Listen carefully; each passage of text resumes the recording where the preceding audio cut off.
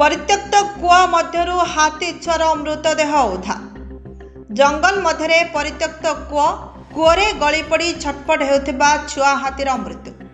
कूअर चतुर्पार्श्वर हाथीपल घेरी रहिथिबा कारणरू घटनास्थल में पहुंची पारुनथिला वन विभाग। शेष में वन विभाग पक्षरु हाथी मानकु घौड़ाइबा परे घटनास्थल में वन विभाग पहुंचला बेलकु सेतेबेलकु हाथी छुआर मृत्यु होई सारिथिला।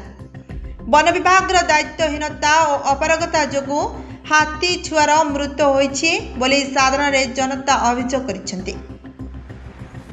खोर्धा वनखंड अधीनस्थ रणपुर वन विभाग रेंज इलाकार जंकिया ग्राम्य जंगल मध्य घटी यह घटना।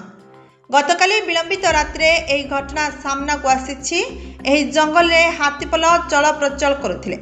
रणपुर वन विभाग रेंज इलाकार एवं 20टी हाथी रही बोली रणपुर वन विभाग रेंजर सिधु सिंह सूचना देइछन्ति।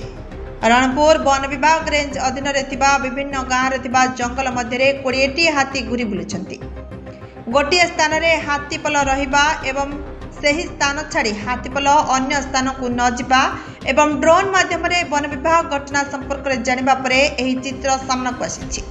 वन विभाग पक्षरु हाथी छुआर गलित मृतदेह को उद्धार करा जिबा परे तार पंचनामा करा जायछि।